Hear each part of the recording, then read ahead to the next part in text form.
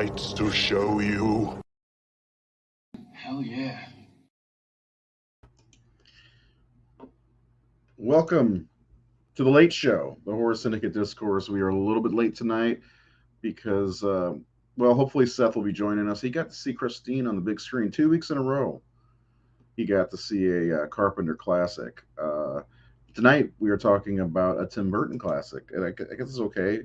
Sleepy Hollow. I think it's okay to call it a classic, and let's just go ahead and get into it. We've got it's myself and Nate is with me. We're together. No, that sounds wrong too. We are one. We are Legion. We are Legion. We are so many. Yeah, the plan was to do a Tim Burton month, but we're gonna do is what we can, because Nate sounds like he's gonna be getting a role in a play here directly. Maybe. I don't want to jinx it, yeah. But we're gonna talk about Sleepy Hollow, based on the Legend of Sleepy Hollow. You know, the old Disney cartoon. No, it's based off of it's a short story, and I had the guy's name. Do you know on the tip of my tongue? William something or other. Washington Irving. Washington. Okay, yeah. I wrote an article about gushing on why I loved, and it was like just a run-on sentence article of why I like this movie so much, or why I do love this movie. And I was looking because my daughter and myself, we watched it last night, and we watched House on Haunted Hill. And I was like, 1999 was not a bad year for horror movies. And I found the top 10 list, and I was like, man, there's some fun stuff. They're not great, but there's some fun stuff in there. And Sleepy Hollow is a definite standout. And we get the chance to kind of see what Tim Burton's kind of made of when it comes to, because he obviously was great friends with Vincent Price, and this movie has a lot of, I called it a love letter to the Hammer horror gothic cycle, and even some of the Corman movies that you love so much. And we've got Christopher Lee, Martin Landau in this, Ian McDiarmid, Michael Goff, and a bunch of people. Dumbledore is in this too, Michael Gambon. Yeah. And then, of course, Johnny Depp and Christina Ricci. I looked up how to pronounce her name, so we know for sure. I love this movie. There's a couple scenes of CG that's kind of rough, like with the witch, and when the Headless Horseman puts the skull back on. But other than that, it's a pretty awesome movie. Yeah. And you mentioned that you think it's underrated, and I was like, yeah. Our followers, and I have the rating score, give it an 89%, but that's horror fans, right? Yeah. Fasting. Well, that's based on horror fans, so that's a pretty good score. But overall, it probably is. Sleepy Hollow is probably the only, I don't say only, but the most horror film that he ever made. Yeah, it's his horror movie, really. Yeah, because someone earlier today said that this was the last great horror movie that he's made. And I said, I don't know. I like Sweeney Todd. I thought Sweeney Todd was pretty cool. But he said, this is probably the darkest he's made since then. Mm-hmm. And I said, this is the darkest period. Like, what was darker? Like I said, Beetlejuice and Edward Scissorhands are not dark movies. They're whimsical. They're no different than like Dark Shadows and stuff like that. So Sleepy Hollow is the purest horror movie I think he's made. I'm talking about Christina Ricci and Johnny Depp. Yeah, she was 19. 20, or she was 18. Yeah, when they filmed this. Yeah, and the thing is, like, Johnny has gone on record saying it was really odd because he met her when she was making mermaids because he was dating Winona. Yeah, when she was like 10. Yeah, so because she's my age. He said it was really weird to have her as his love interest to them. Mm-hmm. Not much happened between the two. They don't have a make out scene. Even like when they get intimate, I think she just hugs him. I don't think they make out or anything. Yeah, because I remember whenever I saw that she was the lead way back then, I was like, man, she's my age. He's got to be closer to 40 at this point. He's like, I think he's maybe 13 years older than her. Yeah. Something like that. But I don't know, like moving on past that, nowadays, it doesn't seem like a big deal. I mean, he's played opposite some younger actresses. Well, he never looked his age. No. Even he looked really young in this, I thought. Oh, Seth's here. Yeah. There But he yeah, he is. was 36, I think, when he did this, and he really doesn't look 35, 36. Like, so he doesn't really. He He could have doesn't look a day over. He doesn't look floated. a day over Glenn from Elm Street in this one. Seth, how you doing, man? How was the movie?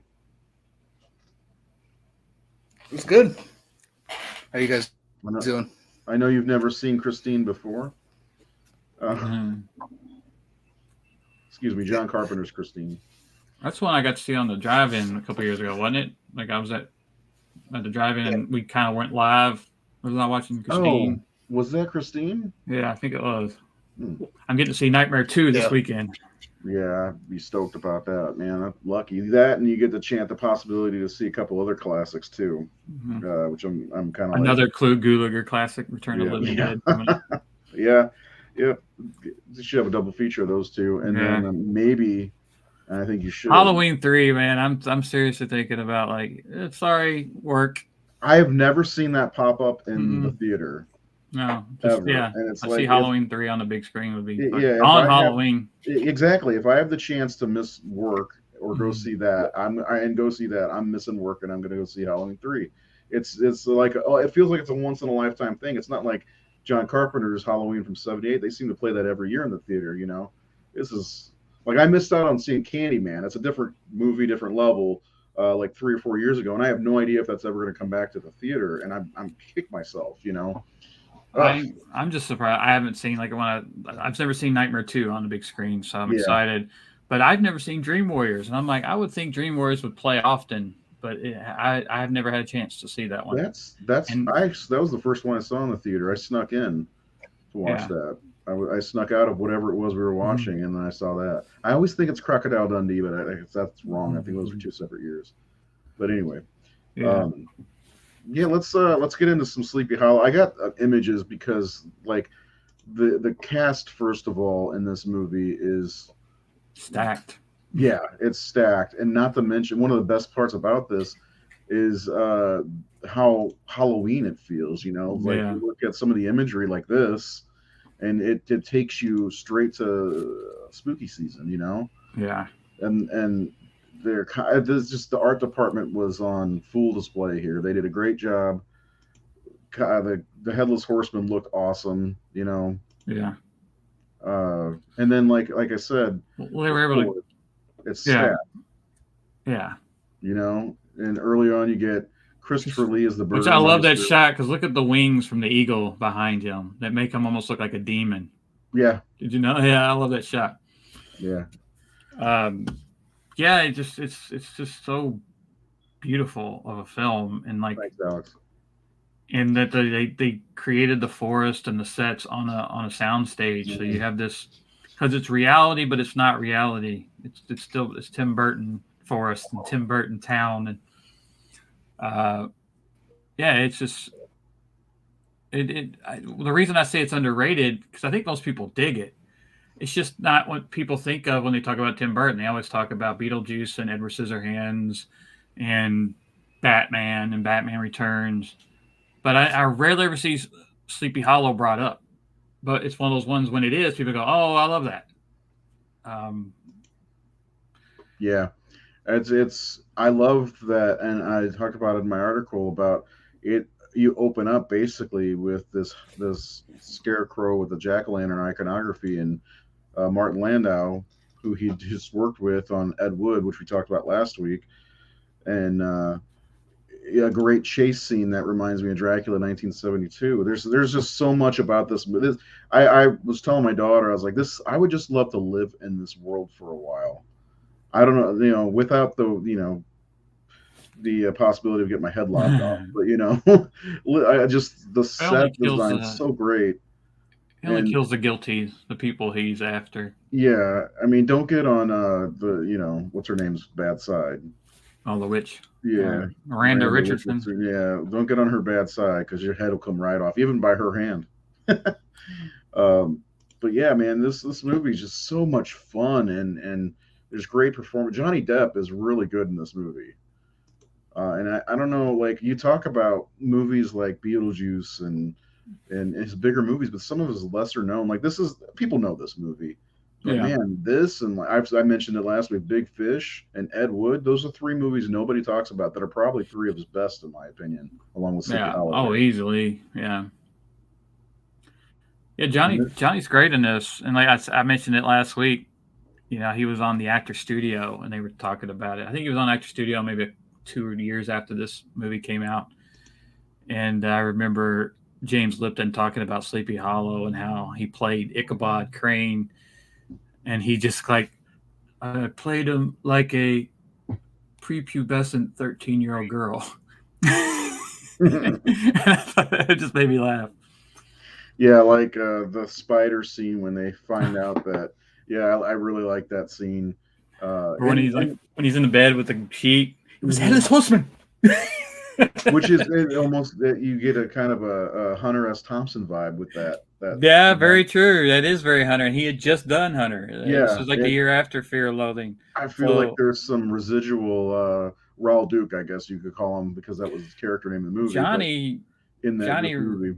Johnny really held on to Hunter Thompson after making that movie. I'd see in interviews, I'm like, he's wearing similar things that Hunter wore, and he's still talking a little like Hunter.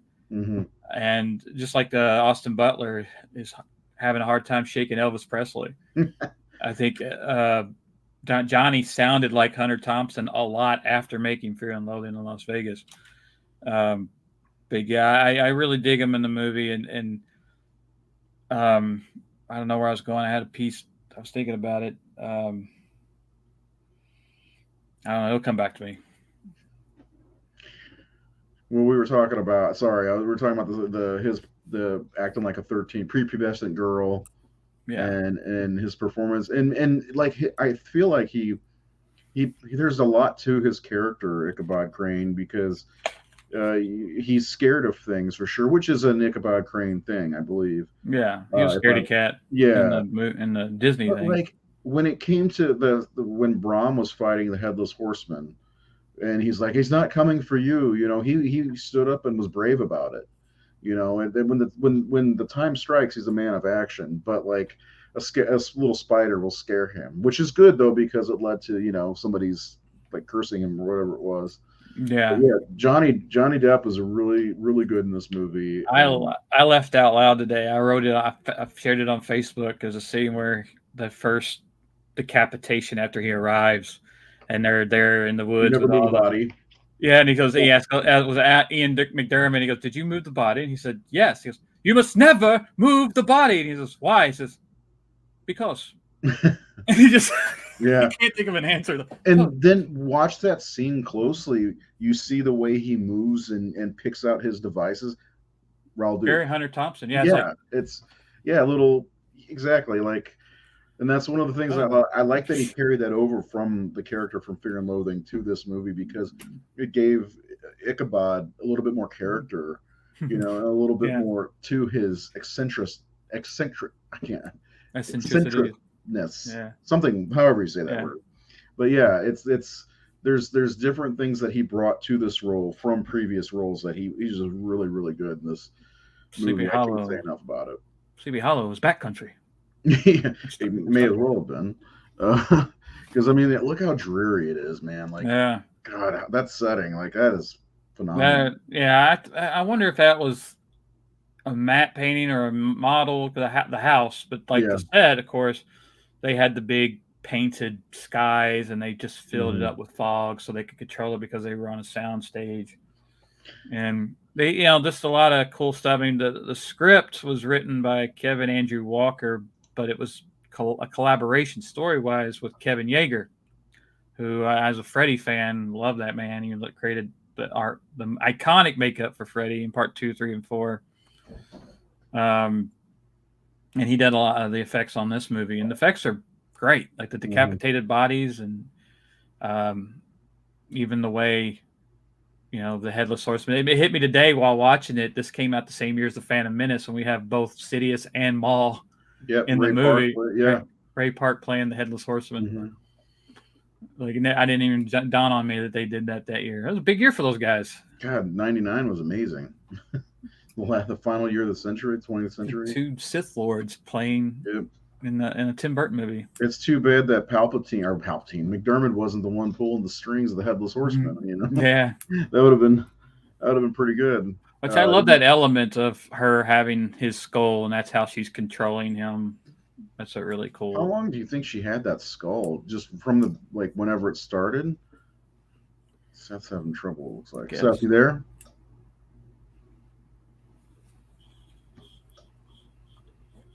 No, he's Seth.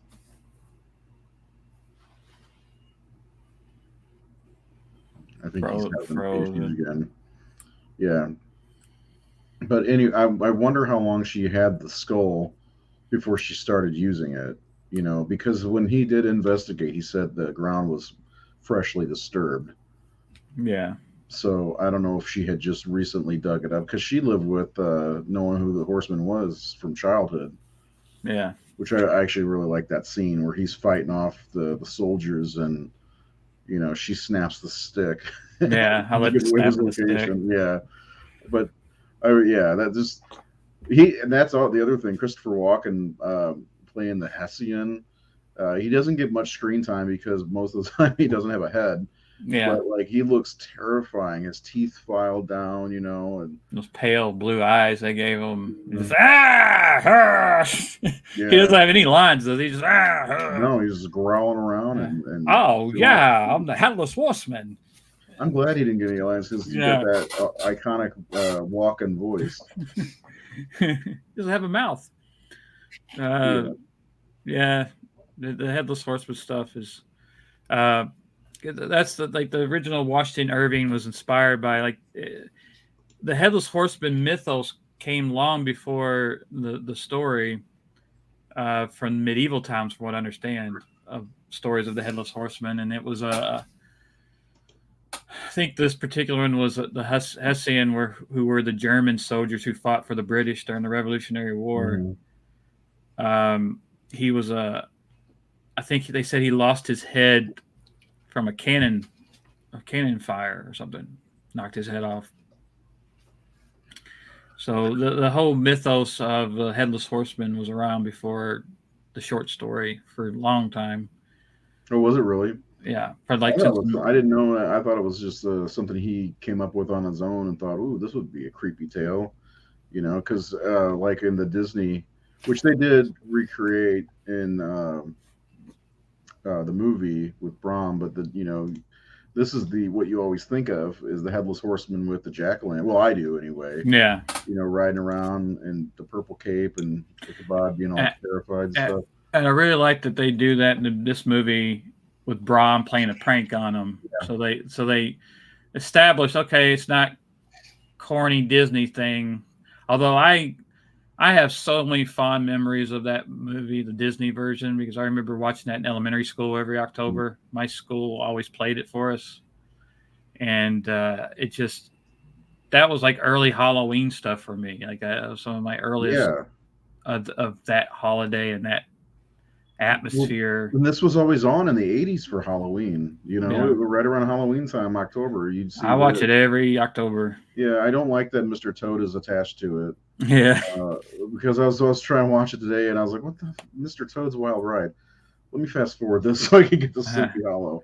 I did pull up the history. It says the tale of the Headless Horseman can be traced to the Middle Ages, including stories from the Brothers Grimm and the Dutch and Irish legend of the Dolan or Gan Cian, a grim reaper-like rider who carries his head. Elizabeth Bradley, a historian at Historic Hudson Valley, says a likely source for Irving's horseman can be found in Sir Walter Scott's 1796 The Chase, which is a translation of the German poem The Wild Huntsman by Gottfried Berger, and likely based on Norse mythology. Irving had just met and become friends with Scott in 1817, so it's very likely he was influenced by his new mentor's work. The poem is about a wicked hunter who is doomed to be hunted forever by the devil and the dogs of hell as punishment for his crimes. According to the New York Historical Society, others believe Irving was inspired by an actual Hessian soldier who was decapitated by a cannonball during the Battle of White Plains around Halloween, 1776. on American soil. Okay. And Christina Ricci said something really cool in the documentary about how this is kind of like she loves fairy tales, and this is one of the this is an American fairy tale. Yeah. A lot of them aren't, so this is part of that of our history. It's because you watch it because most of the movies about this period in time, this gothic kind of Victorian, is usually Europe, right? And this is America, and there aren't a lot of those. Yeah, I mean, Sleepy Hollow is based off of almost like any town in northeastern America in the after the Revolutionary War, really. Yeah, I mean, it's like they don't really state where it is. I mean, of course, at the beginning of the New film, York, right? Ichabod's in New York, but it could be Massachusetts. I think Sleepy Hollow's in New York. I think there actually is a Sleepy Hollow. Is there? Yeah, I believe it's a real place in New York, and it's based on a real area, and it's like the Dutch colonists. Yeah. Settled in eastern New York, maybe. Oh. But yeah, Ichabod's from New York City, right? It's Tarrytown. Tarrytown. Yeah. Tarrytown, it's... What is it? Sorry, I can hear my daughter's taking a shower and listening to music. What does she listen to? Yeah. So it is in New York, but Sleepy Hollow, New York, Tarrytown. It's is a village in the town of Mount Pleasant, Winchester. Yeah, there you go. So yeah, we should go. That'd be fun. Yeah. My wife today just said, I want to go to Salem. Yeah, I mean, that's probably not far from there, really. Tarrytown and Salem. So we just hit it all. Salem's in Massachusetts, though, right? Yeah. Well, so I wonder how close Seth is to that, because it's a 3.5-hour drive from there, from Sleepy Hollow to Salem. That'd be worth it. That'd be worth it, yeah. Was it Henry Hooker or something like that? His house is all black or something like that. Have you seen that? I don't know if that's the right. Henry Hooker's probably in Salem. Who's Henry Hooker? Because now I got that name in my head. Henry Hooker. Yeah. Henry Hooker. He's from fucking Tombstone. Mm. He helped Wyatt Earp in the Earp, whenever in his Revenge or whatever it is. God damn it. OK Corral. Yeah, no, it was when they were on the run trying to hunt down the cowboys, and I think one of them got shot, and they went to the Hooker Ranch to get better or whatever. He was played by the gun guy, Charlton Heston. How about the Witch House of Salem, the Corrin House? Yeah, it's all black. It's really cool. One of our old contributors, Jenny, actually did like some kind of tour of Salem, and she got to go see the house and everything like that. And there's like a museum now, if I'm not mistaken, but it'd be really cool to check out. 1675, Jonathan Corwin, heir to one of the largest Puritan fortunes in New England, purchased this large and stately house. 17 years later, Corwin and his family would take part in the most famous witch hunt in American history. Tours of the Corwin house, now known as the Witch House, connect elements of everyday life with the events punctuating history's timeline. $9 for a self-guided tour. I'd pay that price. Children 6 and under are free. To what? Burn at the stake? Yeah. Children 6 and under are free to get burned at the stake. Yeah, so anyway, I mean, that's one of the cool things about the northeastern original colonies is there a lot of history. Like Roanoke would be another place that'd be kind of cool to check out. Yeah, I haven't been up to New England. That's one place I haven't been to, so I'd like to do that. Neither have I. Seth lives up there and probably doesn't take full advantage of it. He goes and sees Christine. That's okay. I'm sure he had a great time. I don't understand his connection. I'm still like 3 years later baffled by like how it's like almost like dial-up over there. It's like poor Seth. I know all he wants to do is do the show with us, and sometimes maybe he's in 1983 and Could be Going to 1983. see the real release of Christine. Is it Seth Cunningham? Is it? But anyway, so let's. What do you want to talk about with this? I mean, most of what the thing. I mean, the story's good and everything like that, but most of the things that really get me are, technical stuff. Like, like this shot here always got me. That's why I have this here. I love his mother and all the things with the bird cage. That Wow, Lisa Marie, Lisa Marie, stuff was cool. yeah. There's a lot of great, uh, you know, just acting and but like it's the set dressing and like how great this movie looks and feels. I swear, I was talking to my daughter. She's like, at one point she's like, this movie makes me feel cold. I'm like, that's perfect. Yeah, I think the atmosphere is fantastic in this movie. I would go on record saying this is art directing wise my favorite Tim Burton movie. Like, it's just gorgeous. I want more movies in that location. Oh, like, yeah. I want to see movies, and like I said, the cinematography and the color grading, like the blacks are very, very black. Mm-hmm. So there's a lot of contrast, and there's a lot of muted color. So when blood shows up, when red shows up, it's almost so red that it looks phony, almost like hot orange blood. Well, almost Dawn of the Dead-ish in a way. Yeah, almost that way, and it's definitely a choice. And I wonder if the blood on the actual set was exaggerated. I mean, first of all, he didn't want to get an R rating. I don't know if it's R rated. I guess it may be R rated. I don't know. I think this was PG-13. Or is it PG-13? I think so.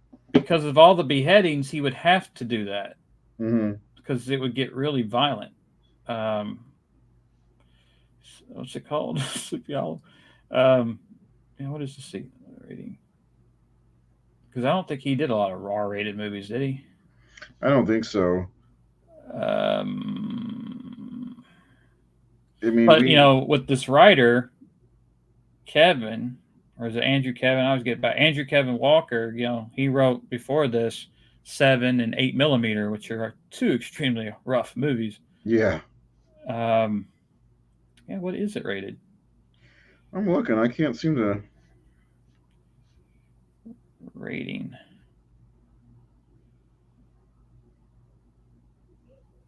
It's going to give me, is it good or not ratings. Somebody give it a 1 star. Oh, no, it is a rated R. Is it? Yeah. Oh, let's read this 1 star rating for this movie. First of all, the so-so parts. While Christina Ricci's cool portrayal of Katrina gives the character an appropriately otherworldly aura, she really could have used more fire at emotional moments.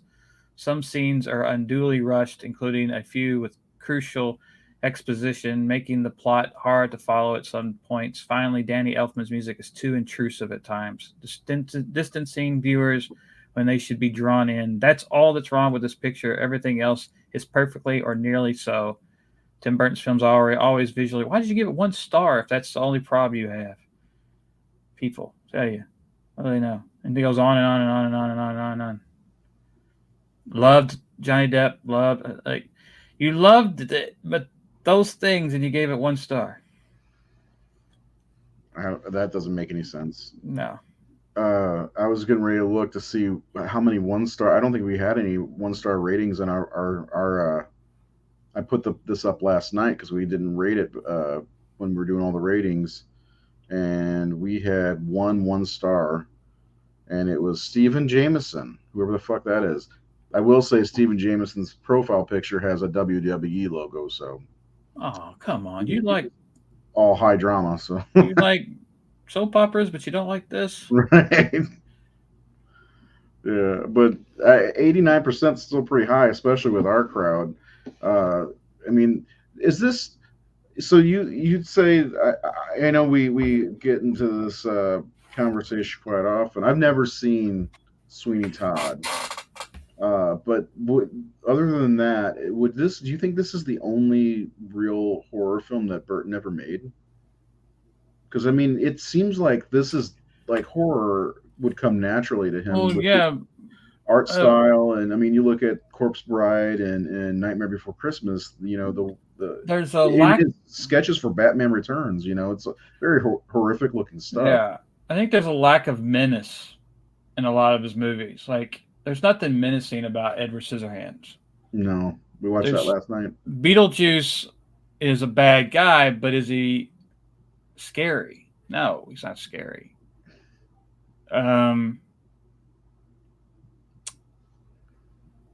Yeah, you could say, the Penguin's pretty fucking scary in Batman Returns. Yeah. I think he's scary. There's something creepy about terrifying version of the Penguin of all time. He's disgusting. He's evil, drooling green.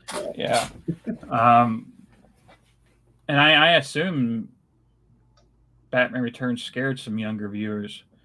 It did. I actually know some kids that, like, I was babysitting one night and I put on Batman Returns because I thought, hey, kids love Batman, right? And the kids told their mom I showed them a scary movie. It was fucking Batman Returns. I also showed them the Goonies the next week and they got scared of that. So they're. I wouldn't call Batman Returns a horror film. No. Sweeney Todd is a musical, and it's whimsical like all the Tim Burton stuff, but it is about a guy and a woman killing people, slicing their necks in a barber chair, and then cutting them up and selling them as meat pies, So it's pretty fucking dark. Oh, really? Yeah. Him and Helena Bonham Carter are basically working together, murdering people and baking them in pies and selling the pies to people. I didn't know about all that. And I love it. I think it's like this and Sleepy Hollow would be a good double feature, even though one's a musical. I had a few people say, I don't like musicals, but I think Sweeney Todd is. I think people say they don't like musicals, but who doesn't like Wizard of Oz or Mary Poppins or Grease or Willy Wonka and the Chocolate Factory? Like, there's probably some musicals people like. Like Sweeney Todd is not Oklahoma. Yeah. I don't know. I've never seen it because I don't like musicals. I've never been a fan of musicals, but the funny part is my favorite episode of Buffy the Vampire Slayer is the musical one. Yeah. But I don't know. They don't bother me. I mean, I watch Grease a ton with a girlfriend, and Helena likes it. And what were the other ones? I hated, like, I'm just not a musical guy. Like, my brother I'd hate every time he'd watch Chicago. Or Rocky Horror Picture Show. I've never seen Rocky Horror Picture Show. I basically kind of veer away from watching musicals because anything I've seen, I'm not a big fan. Yeah, Once More with Feeling. Once More with Feeling is awesome. That's the best episode. One of my favorite episodes. Not the best. I told you on the set because Nicholas Brendan was in our film. Yeah. And on his last day, we had 3 super fans of his in the cast and crew, and one of the actresses, very, very sweetly. I think she was like 18 or 19 at the time, and she was so nervous to meet Nicholas. And but I don't know if her mother or somebody, they somehow asked Nicholas, and at the last day after we had dinner and everything, we went into the big theater, and her and Nicholas performed his scene from that musical episode. And we have it on tape somewhere, I think. Yeah. So they did it. He did it. He totally went full, did every dance move, did the whole song with her. I'll Never Tell or whatever with Anya. I didn't really watch the show. That's what I hated, because I was like, I'm working with Nicholas. He's really talented, and they're doing the scene, and I have no appreciation for it because I never saw the show. Oh my God, I'd seen episodes, but you watch the whole thing. It's great. I'll have to one day, but I never did really watch it regularly. And like, I knew the movie, because I was Christy Swanson and Ben Affleck's in it too. Boy. Yeah, and our buddy, our buddy Sasha. Sasha, yeah. But yeah, but it was still cool. It was still a sweet moment to see this. I'm sure it was. Yeah. That'd be cool. And he's a super talented guy. Yeah, it's a shame. Hopefully, I can't wait to see your movie. Whenever that, I know Seth, it's got werewolves. Seth, are you with us now? Yeah, I tried restarting my computer, so we'll see how it goes. Hey, you sound good so far. Look good. You look good. So far, So, A drink with a sticker on it.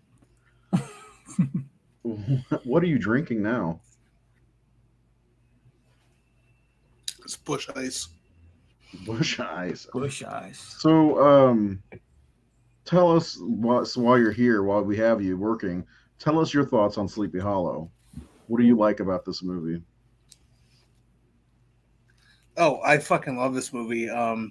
This is definitely one of my favorite Tim Burton movies. And I remember seeing this in the theater, and Really? Oh, I that's I awesome. just thought, yeah, it was great. I was sick at the time too, but I didn't care. I went to go see it anyway. I love the overall atmosphere of it. I love the visual style of it. I think Danny Elfman's score for the movie is probably one of his, or at least one of my favorites from Danny Elfman. I think it's got some. It's got a lot of really great horror sequences, and there's a good balance with some comedy too, with some of Ichabod's mannerisms and his interactions with other people. It's got a great cast, and I really like the story and the mystery behind the story of who's controlling the Headless Horseman and some of the misdirection that they do with it. But yeah, this is one of my favorite Tim Burton movies, period. I just love it.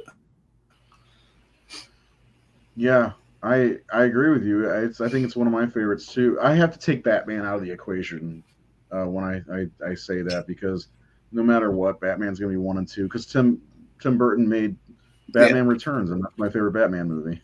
So, but like, I'd say my three favorite. Right. So I'd say this, Sleepy Hollow, Ed Wood, and Big Fish are probably my big 3 outside of Batman. But I love Beetlejuice, and after watching Edward Scissorhands and Helena's first time, she just adored that movie last night. She's like, "Can we watch it again?" I'm like, "Not now." I can't. But yeah, but it's like, I never thought of myself as a Tim Burton fan, but like looking over some of his movies, I'm like, God damn it, I think I love most of the stuff he's ever made that I've seen, at least. Yeah. Which is most of it. I haven't seen the Alice in Wonderland stuff because I just.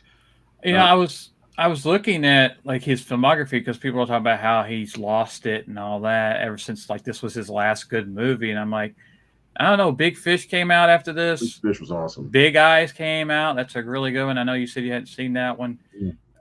I loved Sweeney Todd. I thought Dark Shadows was fun. And Dark Shadows was fun. Seems like there's another one, but the only ones I didn't love were his Charlie Chocolate Factory movie. I didn't love the Alice in Wonderland movie, and I didn't really care for the Dumbo movie. But everything else he's done, was Miss Pettigrew movie. I thought that was pretty good. Oh, okay, yeah. So Pee-wee Herman, Pee-wee's Big Adventure is easily my top 5 of Tim Burton. Like I saw that in the drive-in '85, and I love that movie so much. Yesterday too. And that to me, like my top 5 Burton are Sleepy Hollow, Pee-wee's Big Adventure, Batman Returns, and Ed Wood. Ed Wood being my favorite. And then it's hard to even kick out Beetlejuice, because I love Beetlejuice a whole lot. But if you take away the Batman movies, that's why there's a top 10. Yeah. But the Big Eyes really blew me away. And I haven't seen Big Fish in a long time, but I do remember really liking that movie. It's so good. Like, I don't know how people can. It's such a wild movie. You've got Albert Finney playing, the older version of Ewan McGregor, who's they're talking the flashback, telling his son about his life, and it's just this fantastic, fantasy life. And the payoff is at the end when he dies, and you see all the people at his funeral, and you see all the people he talked about, but he knows that his dad's was a fan. It's just such a great movie, and that's probably the only Tim Burton movie that really got me. Big Fish. That's probably why I like it so much, because man, that ending always gets me. I forgot about the movie. I forgot about Frankenweenie and Corpse Bride too, which are really great. So I've never seen the new Frankenweenie. Is that the one you're referring to, or Yeah, that I mean the original's great too, Yeah. but the new one came out when my daughter was pretty young, and she just loved it. Mm. Don't like I've never, Pee yeah, Wee. my kids have seen that. I haven't seen that before. And I've never seen Corpse Bride either. I'm not a big fan of Nightmare Before Christmas. And so I never went to see Corpse Bride. I'm not as big a fan of that as everyone else seems to be. Without trying to sound sexist, I think it's a woman thing. I think women love that movie. Although the whole stop motion animation thing is like one of the coolest things I did see when I went to LA on my anniversary with my wife when we went to WB is they had a Tim Burton museum thing set up at the studio, and they had the Corpse Bride set and the figures, and they had some of the stuff from Christmas, The Night Before Christmas, and stuff from the other. Like, had some Beetlejuice stuff. They had some.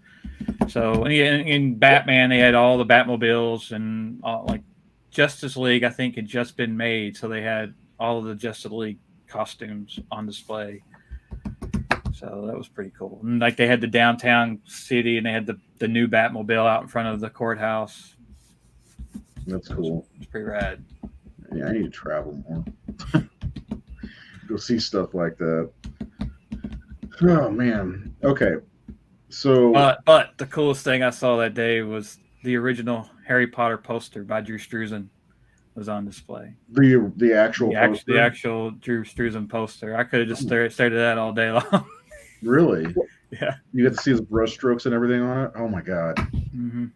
That would have been cool. Like, I mean, any Drew Struzan poster would be cool to see. I mean, Harry Potter isn't like my cup of tea or anything, but still, just seeing that something he touched. I'm not a huge Harry Potter guy, but his art is like he's God. You know. He's legendary. Like it's amazing that not many people know him, and it also amazes me how many people do prefer that style poster to what we get now, and I don't understand like why he is he's retired, I guess now, but like, out of the. Did you ever watch the documentary? I'm sure you did. Oh yeah, and I was looking at the new Marvel's movie poster, and it looks like a Struzan. It's not him. Well, you remember the Indiana Jones Dial of Destiny poster looked almost like a Struzan too. That one looked a lot like David Grove and maybe a little Bob Peak, but this Marvel one's. Here. What's that? I'm happy. Here, you want to tell them how you thought of Sleepy Hollow? Oh, I thought it was really good. Oh yeah, I did see that. Tell them here's Helena's review of Sleepy Hollow. Can I play the reason why I like this one? Well, tell them. Well, can I just say it? Yeah, go ahead, say it. Okay, I know this might be weird, but I played this game. It's called The Wolf Among Us. Yes, and there's this character, the same character in that movie. Icabod. Yes, I always forget how to pronounce it, but he's in that, and every time like in the movie, I really liked the movie, but every time I saw and like heard his name, it was really funny because I just thought of how I slapped him in the face. Oh, in the game, yeah. Mm-hmm. What about Edward Scissorhands? Did you like that one? Yes. I more than like that one. Yeah, she went speechless on that one. What are you doing? Brush your teeth. No, not yet. Okay, I just got a shower. Okay, go do that, and I'll tuck you in and see you. Okay. Okay. But I thought you said I could sleep with you. Yeah, but go brush your teeth. Okay, sorry. Wow, she's getting big. Yeah, she is, and she can't sit still when she tries to tell a story. I know. She went back. Yeah. Oh man, yeah. We had a great movie day yesterday, man. It's all kinds of stuff. Frighteners. That's one that nobody ever talks about. No, yeah, it isn't. Yeah. God, that's such a fun movie. Did you guys like that movie? I like it, and like a lot of Peter Jackson's movies from the '90s, people talk about Dead Alive all the time, but I love that one, and I love my favorite is The Heavenly Creatures, and no one talks about Heavenly Creatures. Well, I mean, who's in that? Kate Winslet and Melanie Linsky. Yeah, mostly the Kate Winslet, I think. Huh? Yeah. Well, both. Melanie's blown up recently, and like she's in everything. She's on The Last of Us. She's on that Yellow Jackets, basically the lead. So she's getting a whole lot of work. She was in that She show was in about Castle Rock. Castle. Yeah, there you go. Yep, she was good in that too. Man, she's a good actress. She She was reminds me in of something else. Barrymore. I saw her name pop up on something I was watching, but I can't remember what it is now. And that was her and Kate's debut, I think, in that movie. Was she in Frighteners? Maybe. I saw her name yesterday. I'm like, oh, where was she? How do you spell her last name? Linskey. So Lyn. Can you never know she's from New Zealand? She did a good movie with Ethan. Fuck, what's his name? Ethan Hawke. No, not Ethan Hawke. Ethan Hunt? No, the kid from Lord of the Rings. Elijah Wood. Elijah Wood, yeah. Yeah, she did a movie with him not too long ago. God, I forgot. She plays Beth in Detroit Rock City. What movie is it with Ethan? Or Elijah Wood. Elijah Wood. Yeah. What is it? It was good. It was on Netflix, I think.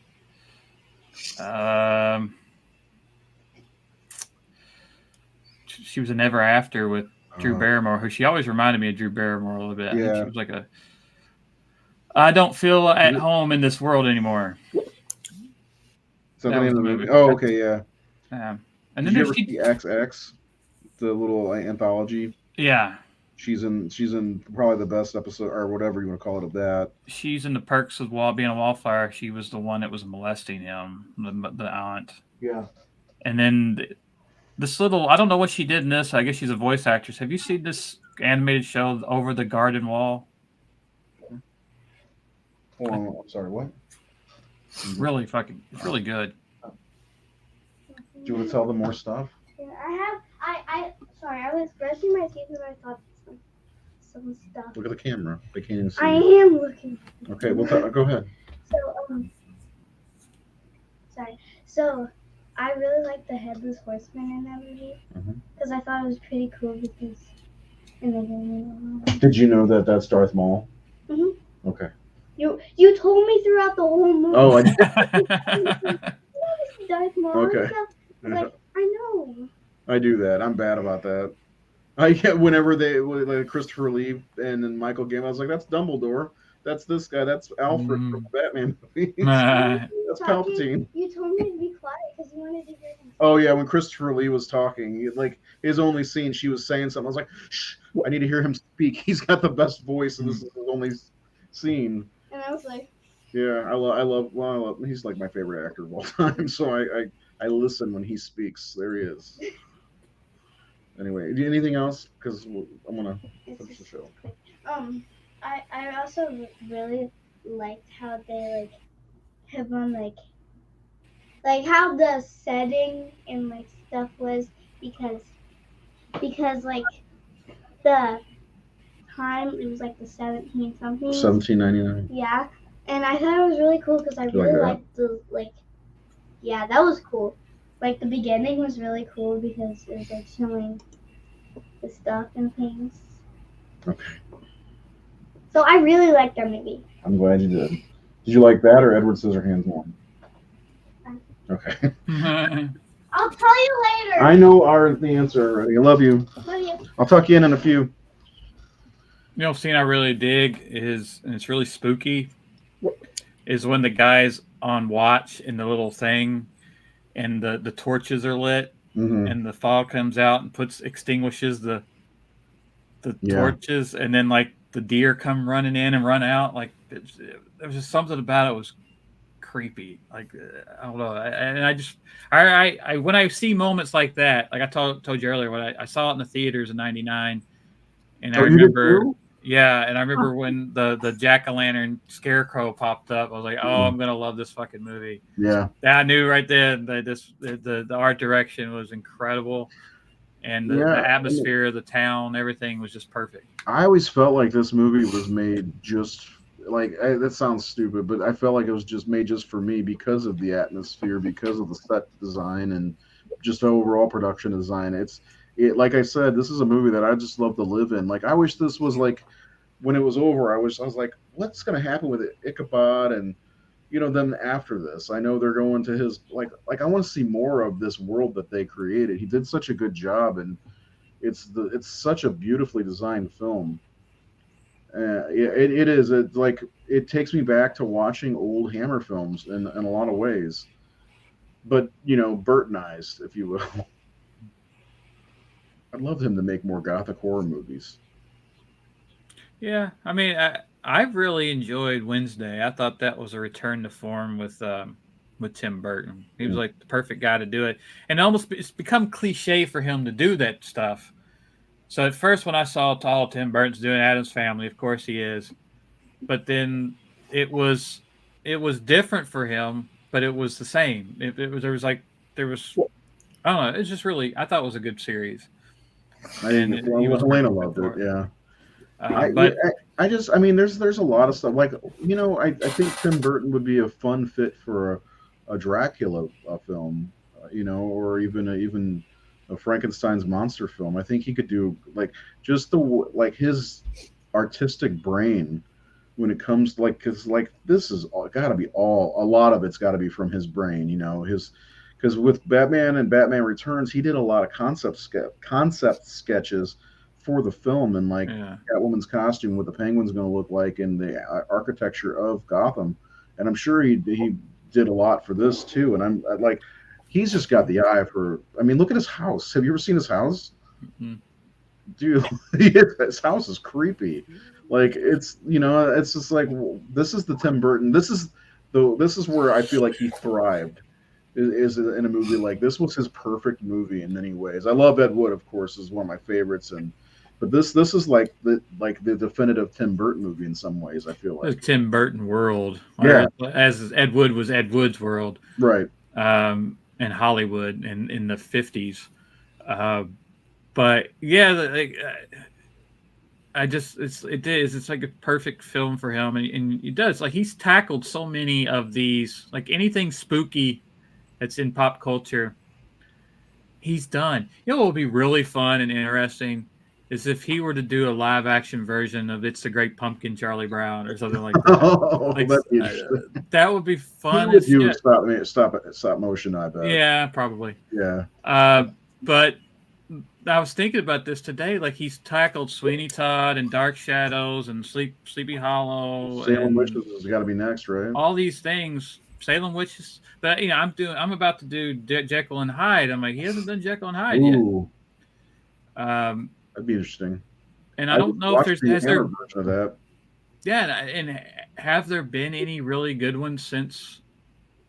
There really isn't. The Hammer version's good. I will say I like. Yeah, that. The Hammer version's good, and the ones before, in the 40s and the 30s and all that, and the John Barrymore one in the 20s.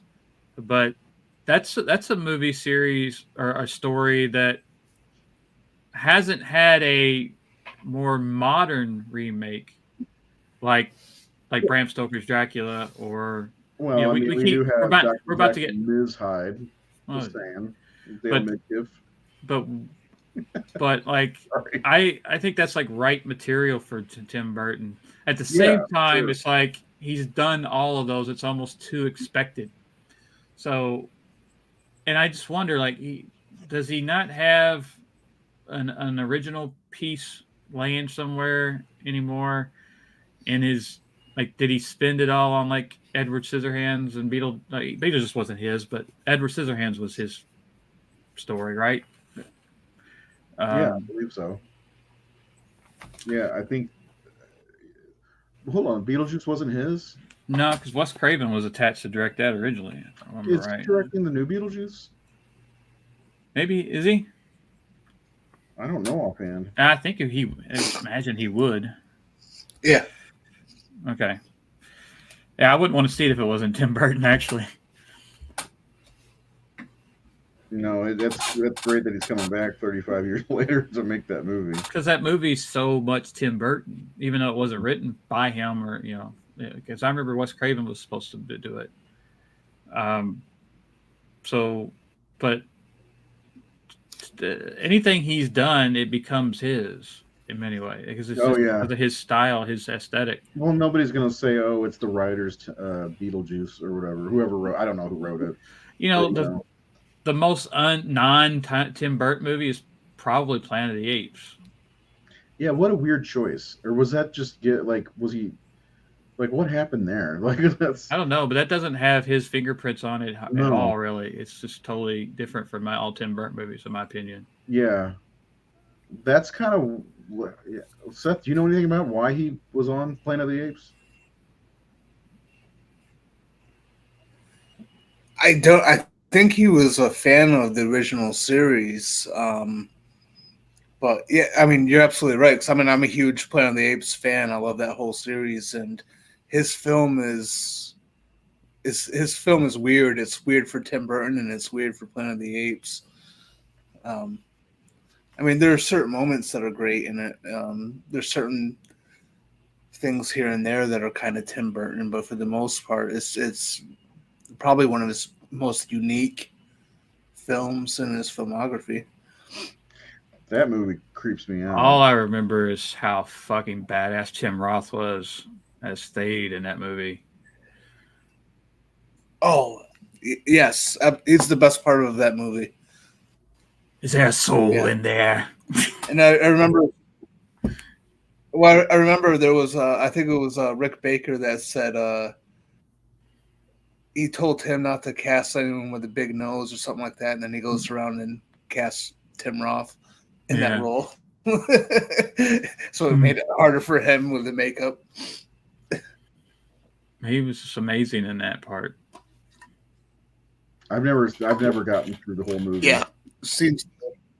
That's the movie where because I love It's- Tim Roth's one of my favorite actors of all time, and that was the performance. I'm like, he should play Freddy Krueger. Probably not now, but yeah, Not he now, probably could have. But back then, I thought Yeah, he would be better than Robert. he's got to be Yeah. pretty close to Robert Englund's age at this point. He's maybe 5 to 10 years younger, maybe. Well, Yeah, he's he's 62, so he's 13 62, years yeah. younger than Robert.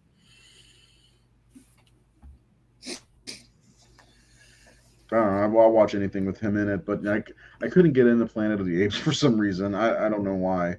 Mark I was wondering. Wahlberg. Yeah, Mark Wahlberg. Hey, Apes, how's your mother doing? To be honest, the original Planet of the Apes movies never did anything for me. The newer ones, I like. Oh, that trilogy is very underrated. That was perfect. It's really good. Yeah. Oh yeah. I mean, I didn't know who. Yeah. What's his name? Pitt Jason Reeves. Clarke was until I saw Oh. that movie, the one he's in, and I love him now because of that movie. So, and then of course Matt Reeves, you know, Woody Harrelson in the third, Woody Harrelson is good, and that was the third one, wasn't it? the war Yeah. one, Yeah, they're good. playing like Yep. a Marlon Brando, Hmm. Kurt's part, I guess. Yeah, those movies are underrated. Well, Nobody ever the talks thing with about Tim Burton's Planet of the Apes is like the thing with Tim Burton's film is like Tim Roth is like probably the best actor in the movie, and like Mark Wahlberg's character he just doesn't react to anything. He's just so kind of stoic throughout the entire thing, and it's he just I don't know. There's like no surprise to him about the world he's on. It's not like Charlton Heston in the original, where he's kind of reacting to the reversal of the hierarchy of the world, and Mark Wahlberg's just kind of like, yeah, whatever, and he just kind of goes with it. What had Wahlberg done before that? Because he was still pretty fresh. Fear? Wasn't he? Yeah, I think Fear was. Yeah, I remember Fear was kind of like. Fear. But had he done anything of meat, like? I don't. Because the first thing I remember he did good was The Departed. Well, that was like 06. So Boogie Nights. He was in Boogie Nights. Okay, which I wouldn't. The big I would attribute Boogie Nights to the director, not really Mark Wahlberg. Well, he was in The Perfect Storm also, which was a decent movie. Yeah, that was. But that's also was that Clooney with him? Who else was in that? The Perfect Storm. Yeah, Yep. Clooney. That was Clooney. And Three Kings, he was in that as well, which was okay. Diane Lane. Yeah, yeah. I The love Big Three Hit. Kings. Have you guys seen The Big Hit? That's a fun movie. That was okay. I thought it was fun. It's all right. But yeah, Fear was probably his biggest. Like it was the media skill he had. Basketball Diaries. So he still was learning, because I don't feel he got really strong until The Departed. Yeah, I think I could agree with that. Yeah, Four Brothers was okay. Well, yeah, because I'm looking at the Italian Job. It was okay. Yeah, Four Brothers was okay. Invincible was okay. And then But maybe after fucking The Departed, he started really taking off. yeah, and maybe his best role after that was The Fighter. It wasn't Max Payne. And then he did, Lone Survivor was a good one. But like he's not a bad actor now, but back then I don't think he was ready to carry a movie like that. He wasn't ready to replace Charlton fucking Heston. I don't know. I like I said, that was one that just never kind of grasped. It's like that scene from Wayne's World 2. Can we get a better actor than this? Remember the gas station where he stops? Oh yeah, they bring in Charlton Heston. Yeah.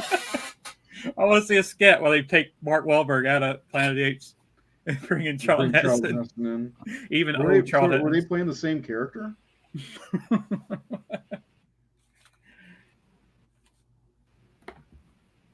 Oh my God! Mark Wahlberg backed out of Ocean's 11 to do Planet of the Apes, and they replaced him in Ocean's 11 with Matt Damon.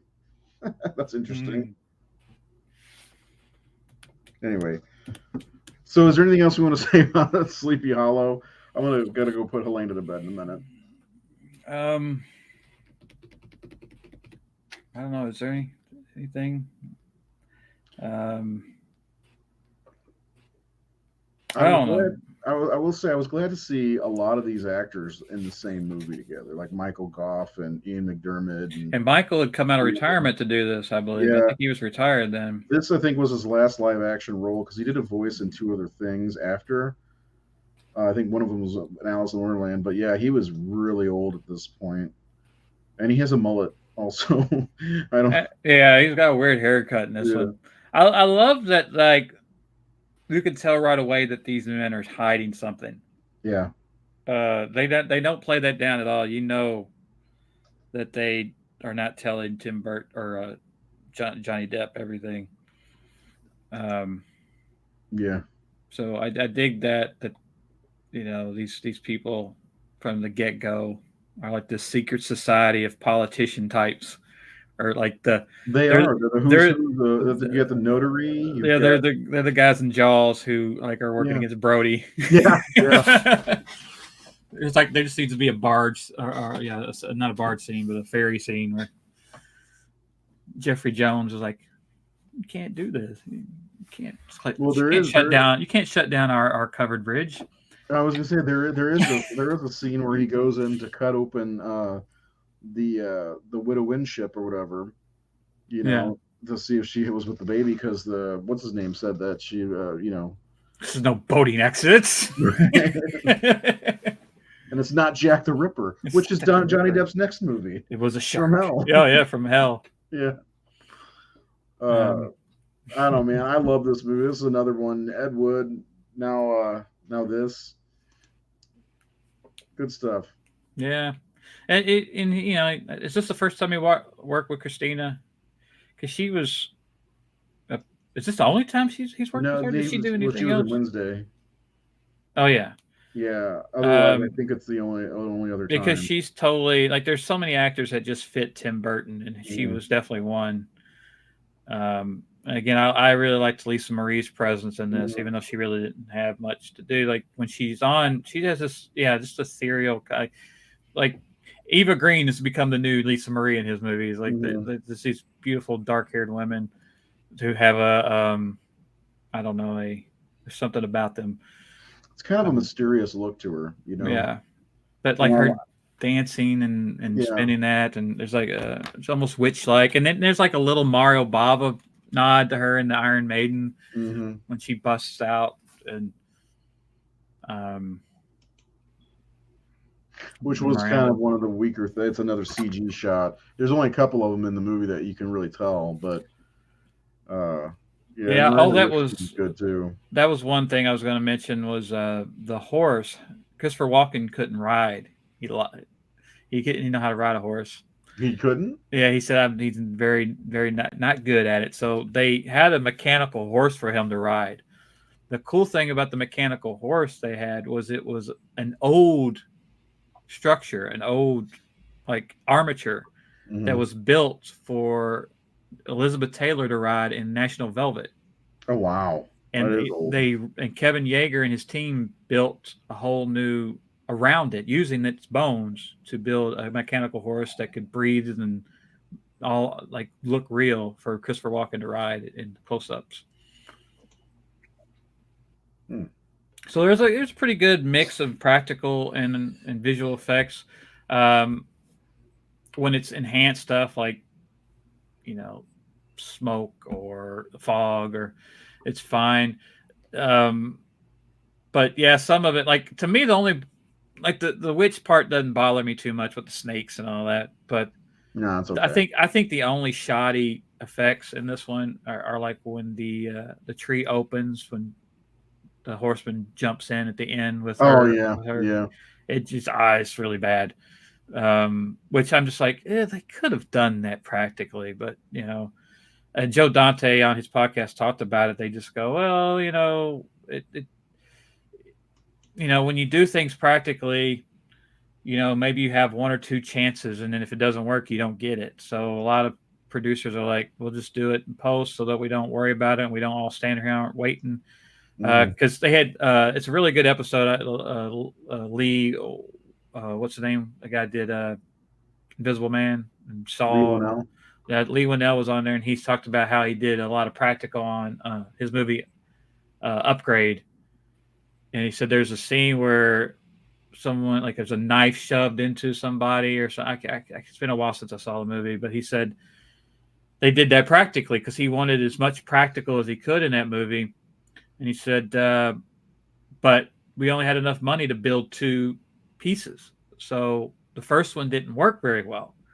We only got one more chance. He goes, I told Logan, we only got one chance. Okay, we only got one more go at this. He goes, no pressure. And they got it. He goes, but that tension and that feeling when you're on set, you have that, and then when it works, and you're like, yes! He goes, you can't get that when you're working in CGI. When you just don't, you're going to do it months later. We're getting this here and there. But, it had a good conversation about practical versus CGI.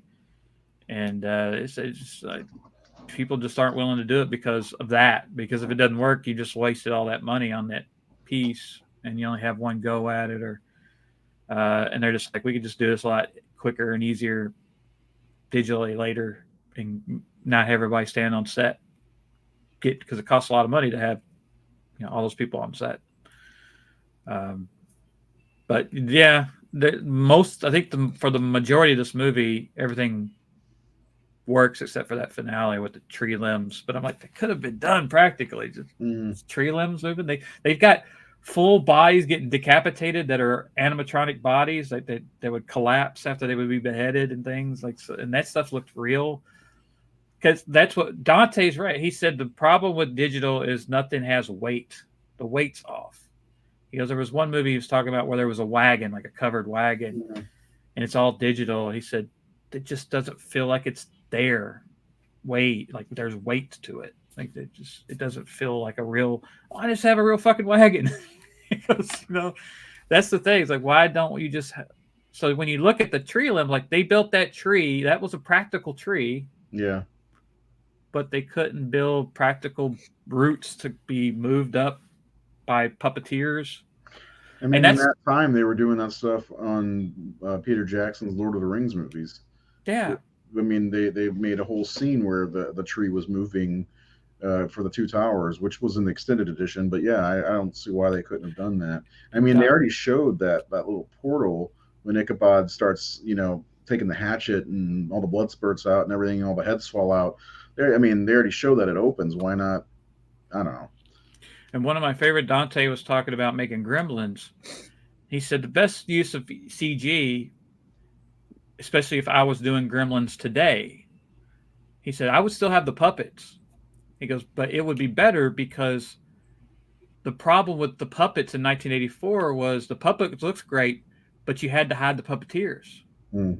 So the puppeteers had to be hidden under sets, or we had to change the angle of the shot or whatever to hide the people puppeteering it. Whereas today we wouldn't have to worry about that. We just erase them. We do 2 passes and we'd erase the puppeteer, so the puppeteers could be there moving them better, and we wouldn't have to compromise our shots. And then we could digitally remove the puppeteers in post. So it wouldn't be that you're seeing CGI on screen, you're seeing the puppet, but we're removing the people who were there operating it in the shot. Which is what they do now when they have puppet work. Yeah. Like in The Force Awakens, or there was something more recent, but yeah. But it wouldn't look digital. It would look like it's a physical puppet there in the shot and the physical set. And I was like, man, I hope the next Gremlin movie is like that. Because aren't they making one? Or have they made one? I don't know. They've been, it's in development hell, I think. Because I looked at, there was a fan film. It was really good. Yeah, it was really good. It was like 2 or 3 years ago. And after that, I started to look to see if they were making another Gremlins. Because who doesn't love? I love both of them. Yeah. Yeah, obviously it's like Ghostbusters and Ghostbusters 2. One is stronger than the other, but I love them both. I can't remember what it was. Somebody screamed that in Vince's movie and my Confession movie together. And that's how I found out about it, because I ended up getting on YouTube. It's on YouTube. I can't remember what it's called, but it's fun little. Really good, really impressive film. Yeah, it's something about these short fan films though that they spend too much time on one thing, and it's like almost like Dylan's New Nightmare. They spent so much time on the psychiatrist, and at the opening nightmare, it just took most of the film up. And they kind of did the same thing in that Gremlins movie, but whatever. I'm not a filmmaker, so I can't say anything. Let's do some final thoughts on this this great movie. It's definitely one of my favorites of the 90s. I wonder, did it make our top list of the 1990s when we did that a couple years ago? Look. No. Why don't you go ahead and give some final thoughts, Nate, and then we'll move on to Seth, and then I'll check if that was a thing. I don't know what to say. It's a gorgeous movie with a scary script, a lot of cool characters, a lot of great cast members, cool visual effects, practical effects, great score. I just think it's I don't know, I just never see it brought up, although it's one of those movies where no one brings it up, but when they do, everyone likes it. So, but I think it came out at a time when in 1999, there were a lot of big horror movies, the Blair Witch Project being like the big runaway hit, which was because of the uniqueness of that. Because there was a lot of movies in 1999 that were similar to other movies at the time. They remade The Haunting and The House on Haunted Hill the same year. Yep. And so we had these two big budgeted, House on Haunted Hill wasn't as big budgeted as Haunting was, but they were two big advertised haunted house movies that were remakes. And then you had The Stir of Echoes and Sixth Sense, which were both very similar with movie stars. And so I think a movie like Sleepy Hollow, End of Days and Stigmata, two satanic movies. And then you had movies like Audition, which I don't think Americans really even realizing was out there until a little bit later. After, I think. Because I don't remember hearing about Takashi Miike until Itchy the Killer came out, which came out after Audition.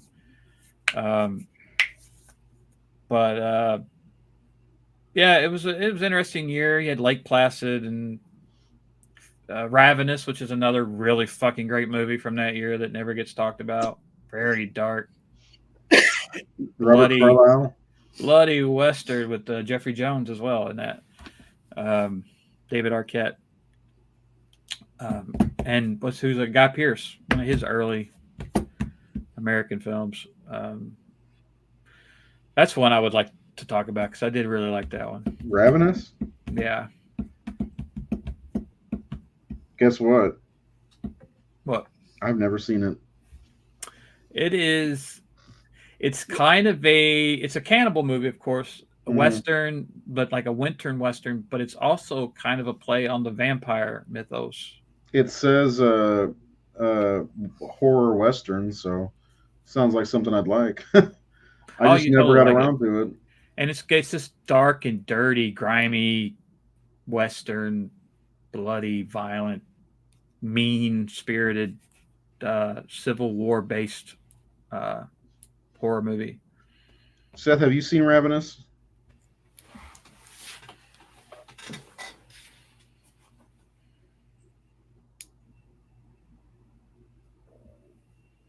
Okay.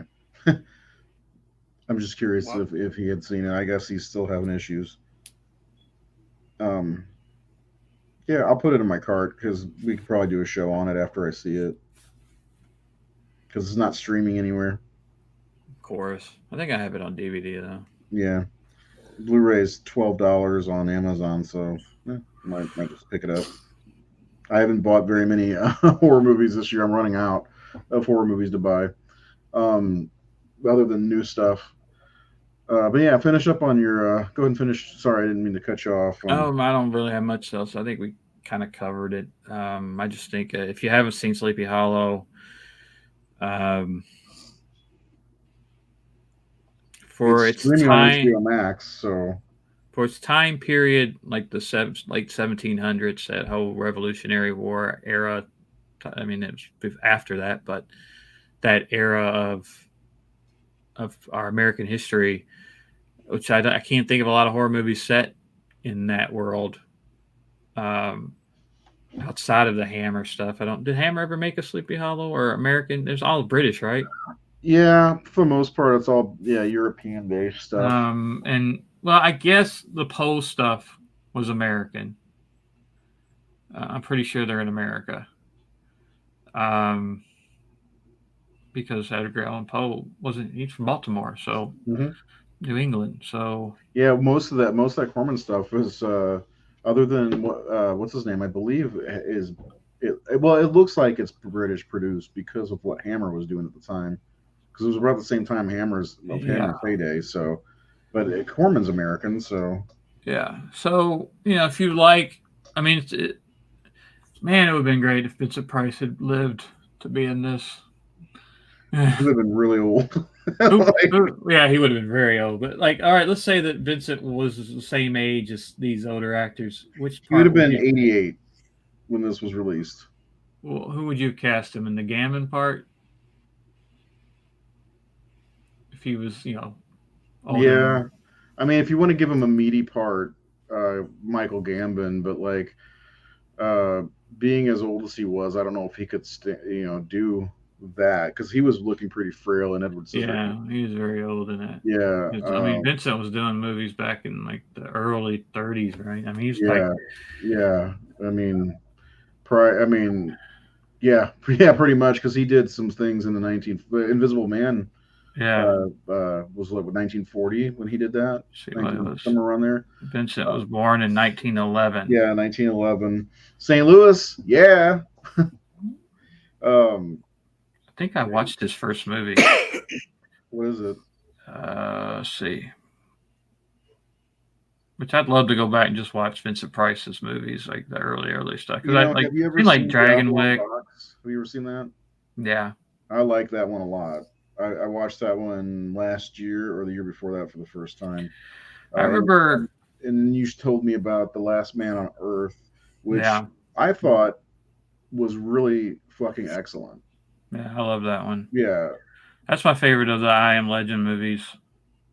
Yeah, 1940, I was right. Invisible Man Returns. In the 90s, they put out a lot of his movies on VHS that I bought up, which were the Corman movies. And then they put out Cry of the Banshee and the Witchfinder General. Mm-hmm. That's a good movie. And probably God, what was the other ones? Madhouse. Let's see. What did they know? Yeah, the Dr. Gofoot movies. Of course, the Dr. Five stuff. I haven't seen those, but I have the Blu-rays as of recent. Roger Corman's still alive. Yeah, I met Roger too. Holy shit, he's 97. Yeah, 1938 was his first movie, Service Deluxe. I didn't see that one. I wonder if we can get Roger Corman on the show. I doubt that. I doubt it too. Private Lives of Elizabeth, and his second movie was a Betty Davis, Errol Flynn movie. He did The Tower of London. That's a Basil Rathbone movie. Yeah, Invisible Man Returns was his fourth movie. Actually, he could have played Lord Crane, Ichabod's father. Yeah. Very, like scary kind of man. Didn't say much and wasn't in the movie much, but that would have been a cool role for him. I saw House of Seven Gables. That came out in 1940. Laura. Classic noir film. What's the one movie that you were talking about? Was it Comedy of Terrors that had? Yeah. Yeah. It's like it's Boris Karloff, Vincent Price, Peter Lorre, and Basil Rathbone. Yeah. And it's funny because it's one of those movies where they try to kill Basil Rathbone. Oh, it's on Prime. They Vincent Price and Peter Lorre they run like a funeral service or whatever, so they're running out of business, so they're gonna murder Basil Rathbone because he's rich. So they're trying to kill Basil Rathbone so they could get his funeral money. And he keeps saying the same thing. They can't kill him. They think he's dead, and he'll just like, "What is this?" or something. Mm-hmm. And that just keeps going. I've never seen it. It's streaming on Prime. If anybody ever wants to watch that one. Karloff plays the old grandfather who's just sitting there eating his soup and senile. I mean, you have horror royalty, all up in that movie. And The House of Long Shadows is another one. That was a little bit later in I think in the early 80s. And the three of them are in The Raven too together. Karloff. Yeah.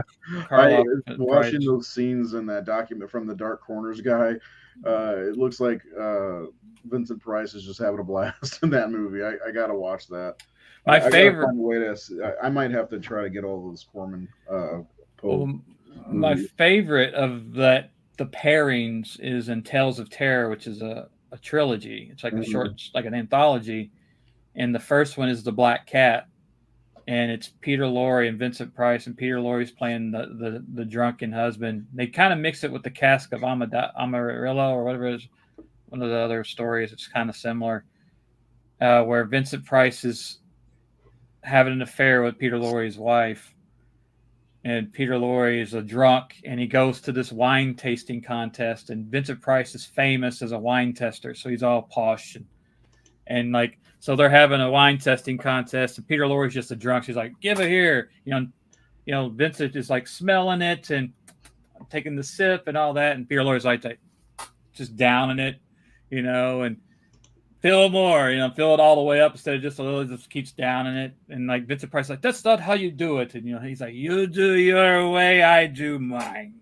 Mm-hmm. Peter Lorre's acting drunk is hilarious in the movie. I like Peter Lorre. Yeah, I love Peter Lorre. Yeah, we'll have to get to the Corman movies at some point. We got to figure out a way for Seth and I to watch them, if not having to buy everything. And Jared, if Jared ever comes back. He bumps into a guy on the street. Why don't you watch where I'm going? Sounds like a Three Stooges line. Yeah. Seth, if you can hear me, do you want to give your final thoughts on Sleepy Hollow?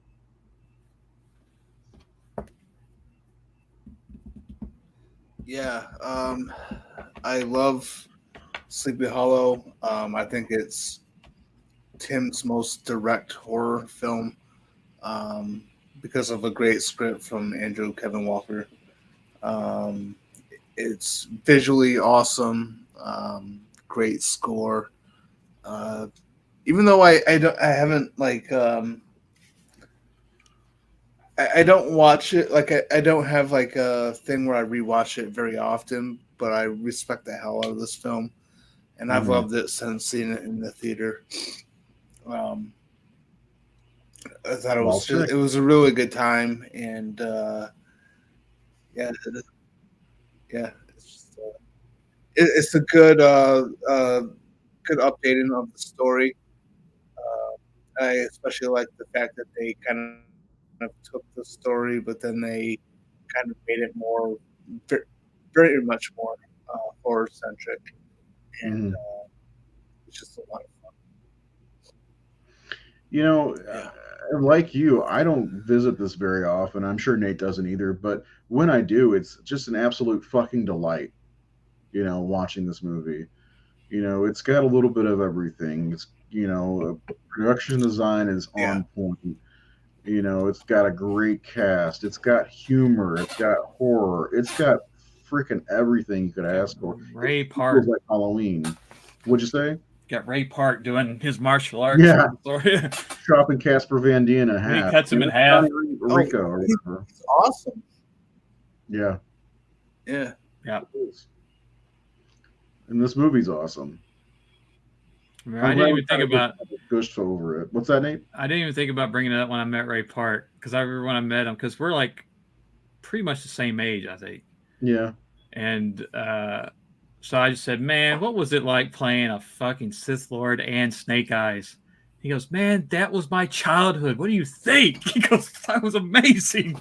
He goes, to play those two characters.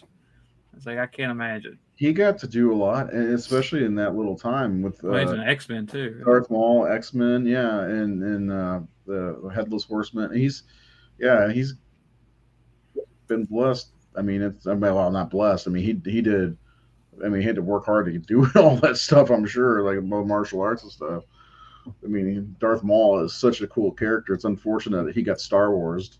You know, cool character gets killed. Finger in. Was that him in Solo at the end? Yeah. Man, what we were robbed because of fucking fans. Yeah. Fans had to shit all over Solo. Man, there was Solo was fucking good.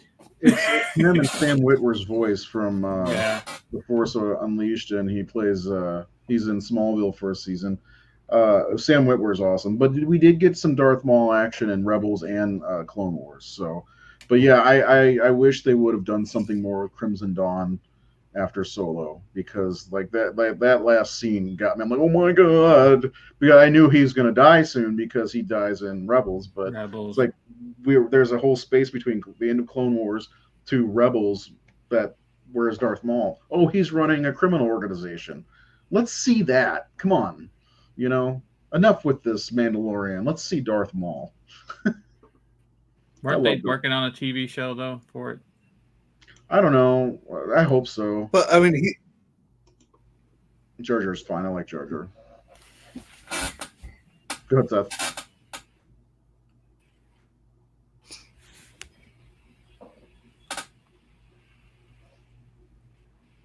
Well, I was just going to say, I love his... I love the way he plays the Headless Horseman. Like, his body language is fucking awesome in the movie. And, like, he seems really kind of, like, intimidating and powerful. And just, like, you know, especially the scene where, you know, I like the whole thing with he goes into the house and there's that child hiding underneath the floorboards there. And then just, like, him fighting Brahm was really cool. Just the way that Ray Park portrayed the Headless Horseman. The way he swings those axes around and stuff. He was unmatched, you know? Yeah. Yeah. The way he moves also, like, the way he fights both Brahm and Ichabod in that scene, it's almost like he's you know, on, I don't know, like, it's just like, okay, come on, you know, like, he's got too much going on to do this. It's like I don't. This is bullshit, you know. And I think the guy that did the stunt choreography on this movie was the guy that did Phantom Menace and all that. Nick Allard? I believe so. Oh wow, that's cool. Let me check it out because I'm pretty sure that was him in the documentary. Yeah, skinny guy with white hair. Yeah, oh yeah, got the white or blondish Nick white Gillard is a hair. master, man. He's amazing.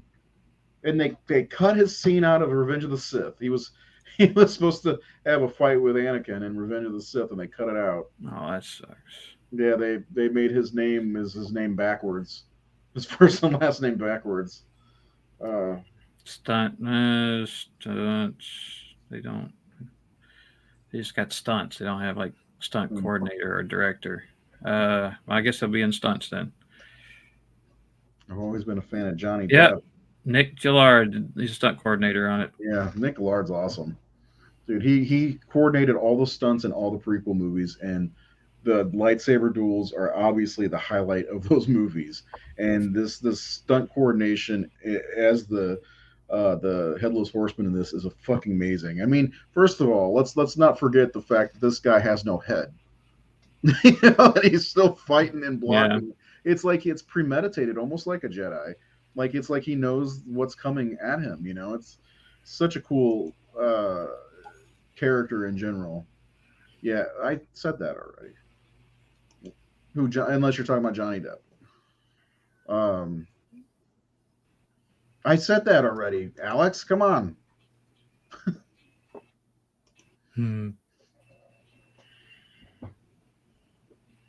He's still going. It's just, he's like my son. He doesn't listen. No, he's Star Wars. He's excited. Like, fuck, Dad, we're talking about Star Wars. God, I would love to just speak out of this in Star Wars. The Horror Syndicate Discourse Star Wars edition sometime and just go to Star Wars movies. Because I know how it is on his end because I've been the guy typing while y'all are talking. And I'm like, y'all have already moved on. I'm like, hold on. Yeah, don't worry, Alex. It's all good. I know you're a giant Star Wars nerd like me. All three of us, really. But anyway, we got to get going. I get Helena to bed. It's way past her bedtime. I'm sure she's having a blast. But man, fun talking about this. I'm not sure what's happening for next week's episode because Nathan's going to be starring in a play here directly. Maybe. I think he will be. But Seth and I will be back on Wednesday with Halloween H2O as we continue our trek through Haddonfield or California somewhere at some private school. But yeah, come back for that on Wednesday. And then if anything, how long's the play running, Nate? Till Halloween. So you sound dejected. Till Halloween. Till Halloween. Man, because we were supposed to talk about Hammer movies this October. Yeah, I know. But I mean, there may be a possibility because it just depends on. Because like tonight, the auditions ended at like 8:50. So, if we push it to 10, I'll probably be fine. I'll leave that to my co-host because I can pretty much do anything for the most part. Even though I start my new job next week, not next week, but the week after. So I don't know. It'll probably be fine. Because it's earlier for me than it is for you guys right now. It's only it's 10:45 here, where it's 11:45, and I got a doctor's appointment in the morning. Yeah. So anyway, that's all we got for tonight. We may be back next week. We'll be back for sure on Wednesday with Halloween H2O or H20 or Halloween Water or whatever you want to call it. For Seth, Nate, and myself, have a great night, and we'll see you on the next one. And a yawn. Perfect. Thank you. Bye.